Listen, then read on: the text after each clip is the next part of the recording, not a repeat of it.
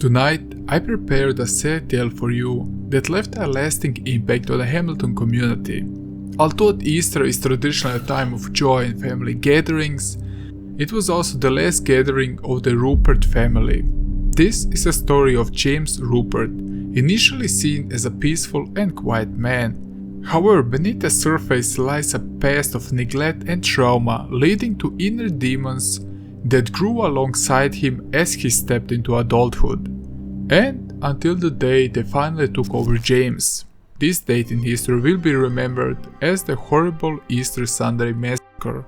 It is considered the deadliest shooting by a lone perpetrator in the state of Ohio, where 11 people lost their lives. No one was spared that day, not even the 8 children of his brother. This video is my Easter special. While I could choose a more cheerful topic, I believe that this story is worth sharing and remembering. In this video we will talk about James Ruppert's history, the tragic event that unfolded, and the aftermath of his actions. If you find this video somewhat informative, consider subscribing to see more videos like this every week. Please don't forget to hit that like button, because the algorithm doesn't like videos like this. Also, thank you for tuning in, and I hope you will enjoy this video. Talk about it, I'll never forget it. It was the most horrible sight that I'd ever seen. The story of James begins, well, normally. His upbringings were difficult and often caused him to be frustrated. He lived in a small 2-story wooden frame house settled on the residential area in Hamilton. The house they lived in didn't have any water or plumbings. James' father also decided to raise chickens indoors, which led that the young James developed asthma and an allergy to feathers and dust, but his parents didn't care too much about this. This health issue left him sickly and limited, because he wouldn't be able to participate in many physical activities for the rest of his childhood. Often James could not play with his peers and could not keep up with them. His breathing problems would excuse him also from sport classes. And also James wasn't the biggest kid out there, he was very short-statured, which also severely limited his success in competitive sports. This is also a reason why many of the boys started to make fun of James, calling him a sissy. But when asked around, he was remembered as a shy, introvert child with not so many friends. James started to become a loner. In junior high, he avoided outdoor activities and for the most part avoided events in the town. He also never dated girls as a child, and this would have an impact on his adulthood. Now, because things were harsh outside, you would think he would find comfort inside of his home. Well, sadly not at all. James' memory of his father were of an unsuccessful and frustrated man, who displayed a violent temper and little affection to his younger son. Ruppert also thought that his father had no confidence in him, recalling his father's warnings that he would not be capable of holding a job or support himself as an adult, which in the end was completely true. James' father died from tuberculosis when he was only 12 years old, forcing James to assume adult responsibilities at a young age. Now, James' mother was sadly more or less the same as his father. He also made it clear that James was a mistake and that he should be a girl, which left James even more angry. She would often tell him he was a mistake, she wanted a girl, because she doesn't need another boy in the family. At the age of 16, things got so bad at home that James decided to run away and try to hang himself with a sheet, but in the end he failed. But this was a thought that would often cross his mind in the Ruppert's household. Here is the part we need to mention his brother. He was everything that James wasn't, and he was the successful child in the family. Leonard was also very vicious against James. He was taller than James, better in sports, better in school. James dropped college after 2 years. His brother Leonard graduated from the night school with a degree in electrical engineering. James was still living with his mother, where Leo on the other hand was living in his home with his wife and 8 children. To top it all off, his wife was the ex of James.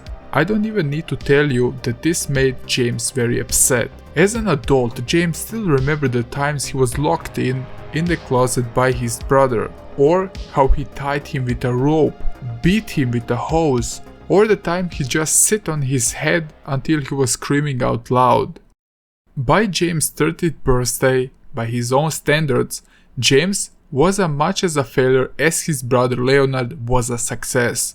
Also thing to mention is that James never really grew up. At the age of 40, he was around 5'5" and around 135 pounds. He lived with his mother, couldn't hold a job, lost his money due to a stock crash at the time, and he would often borrow money from his mother and from his arch enemy, otherwise known as his brother. James becomes sort of obsessed with his brother and he develops sort of a paranoia.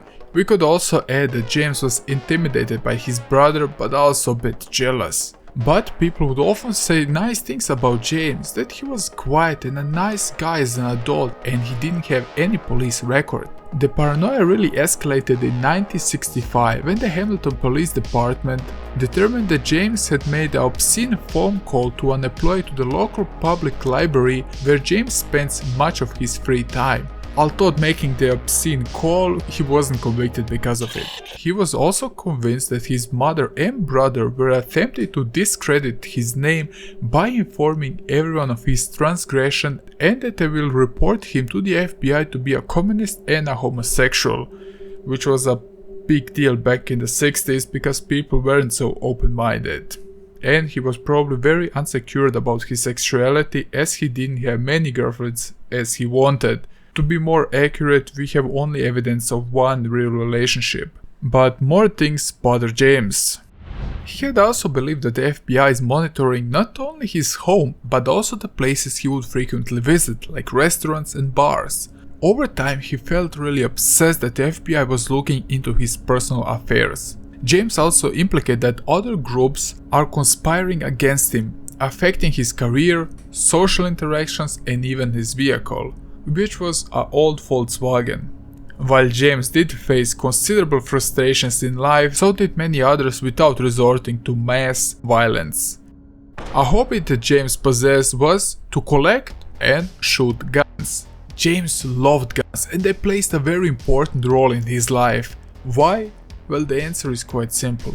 Guns are weapons, they are dangerous, you need to know how to take care of them and how to use them. They could induce fear into the people who are perhaps a threat to you or making fun of you. But the most important thing is, they presented the only manly aspect of his life. Police Chief McNally described James Ruppert as a gun freak.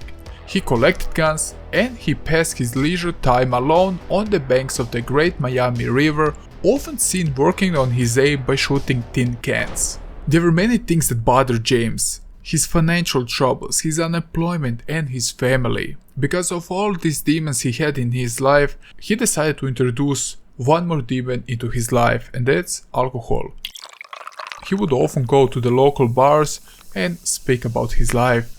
Charity, his mother, would often attack him because he would get drunk and he wasn't doing something to turn his life around. This escalated on March 29, 1975. James was furious. He busted the door down and went to the local bar. To find end to his problems, the bar he visited that day was the 19-hole cocktail lounge, where Wanda Bishop, a 28-year-old girl, she testified in the court before the shooting that James was there. Like every time, he would talk about his life, about the things that bothered him. He couldn't get a job, how his mother was always attacking him, and how his brother was always finding a new way to mess with him.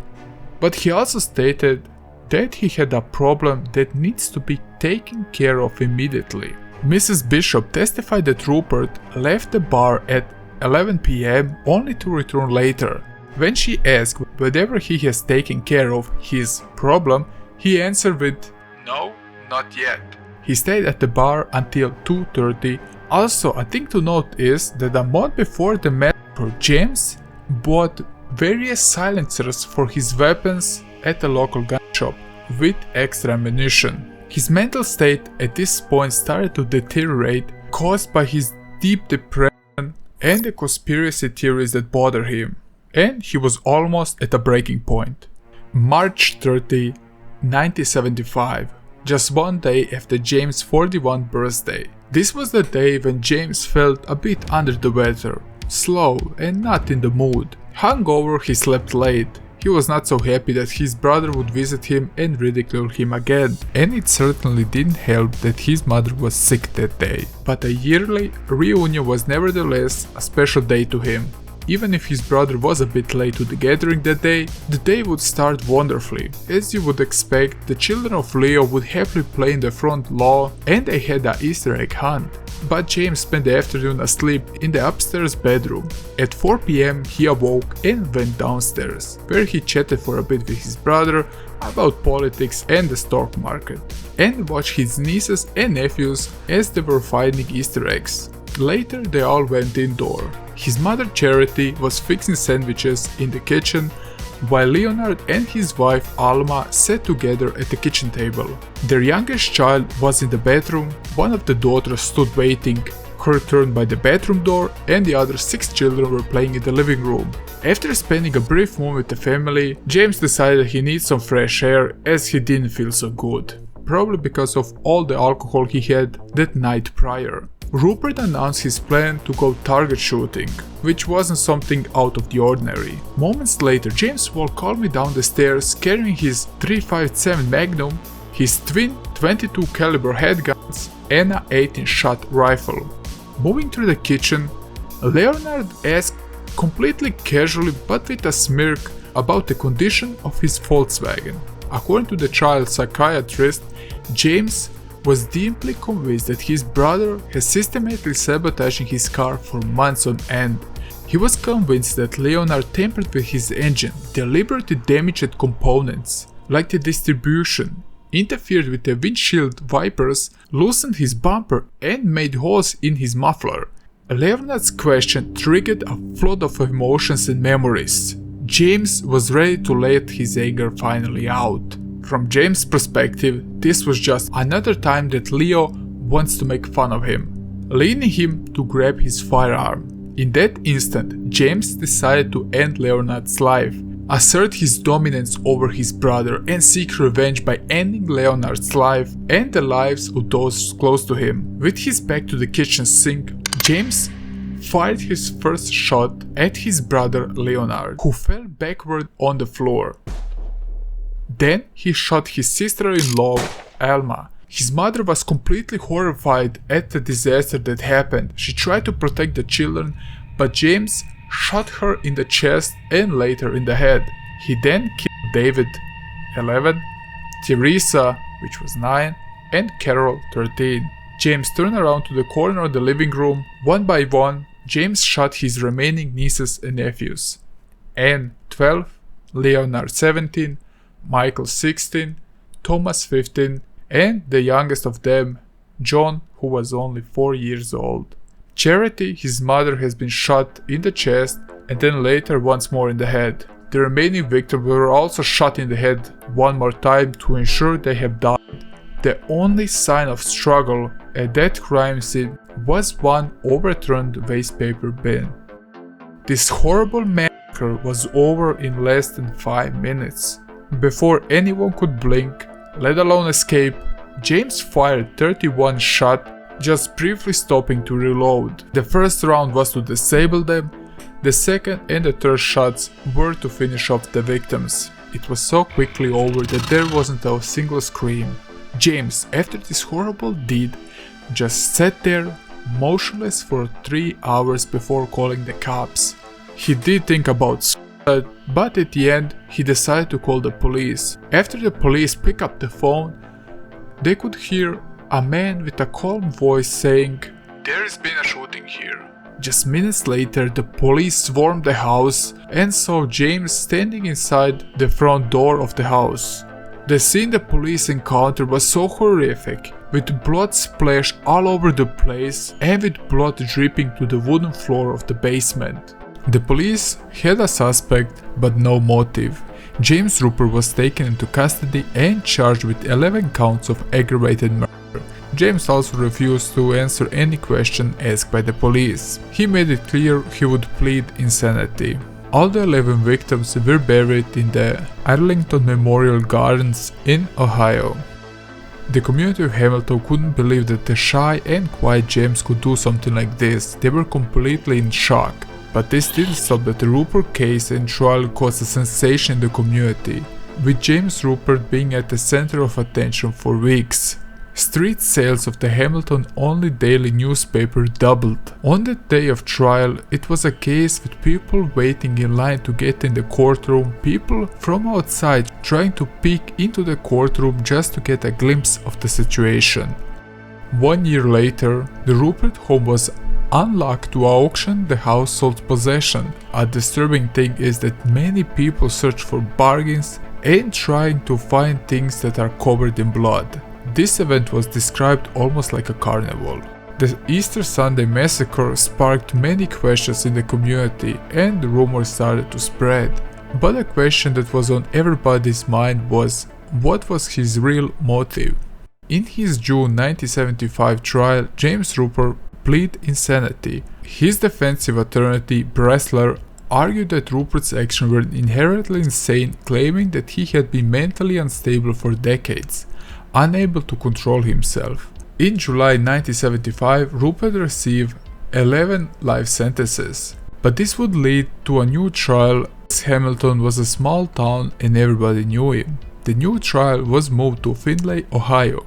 The second trial began on July 23, 1975, and the prosecutors revealed evidence involving the witnesses who have seen Ruppert engaging in target practice, asking about silencers, and admitting that his mother's expectations were a problem that he needs to solve. But this was not the end. On appeal, a new trial was granted in 1982. Defense attorney Holbrook convinced his client was insane. He personally founded the hiring of expert psychiatrists and psychologists from all over the country. Expert witnesses including Dr. Howard Sokolov described Ruppert as suffering from paranoia and disordered thinking, and also prone to anger. Defense psychiatrists testified to Ruppert's belief in a long-standing conspiracy against his family, police, and the FBI. The defense portrayed Ruppert as a victim of delusion, acting on impulse rather than purpose. But there is here a little plot twist. Prosecutors said that James planned to take that $300,000 net worth of the family home by himself, by killing everyone else and getting himself declared as not guilty by reason of insanity. Then he would so-called cure himself within a few years and he would be released from the hospital as a wealthy man. But there is one thing in the Ohio law that prevented him to inherit the house and the money if he was found guilty of murder, but it was allowed if he is declared insane. In the retrial of 1982, the three-judge panel found Ruppert guilty in deaths of his first two victims, his mother and his brother, but not guilty by reason of insanity in the other 9 slayings. This decision suggests that Ruppert intentionally killed his two family members for some reason like revenge or money, and the other killings were just because they were simply there. In June 1995, at the age of 61, Ruppert was granted a hearing before the State Parole Board, but he was obviously denied to be released, and this happened every time since then. On June 4, 2022, at the age of 88, Ruppert died from natural causes at the Franklin Medical Center in Columbus, Ohio. He was moved to the Franklin Medicine Center in 2019 because his health was declining. So this was the unhinged story of the Ruppert family. They are part of the criminal history of Hamilton. Some people think that the victim's souls still wander the halls of their family home. It is a just surreal story that one man eradicated his whole family within 5 minutes. We have seen many tragic tales on this channel, but none of them featured so many children. I hope that their souls have found peace wherever they are right now. And this marks the end of this Easter special. I really tried my best to rush this video out in time because I only had 2 days to finish this video and it was just crazy. Thanks to God I didn't have to work these 2 days, so it was like every day like 14 hours to finish this video. And at the time you're watching this, I wanna say to you, Happy Easter. If you're not celebrating Easter, I still hope you have a great Sunday. I am probably with my family right now and enjoying the time with them. If you like this video, like I said, consider subscribing to the channel if you didn't already to see more videos like this. Remember to smash that like button. Drop a comment if you have anything to add, or perhaps you know about some other interesting cases like this. And let's wrap this up. I've been Snorky, and until the next deep dive, please stay safe.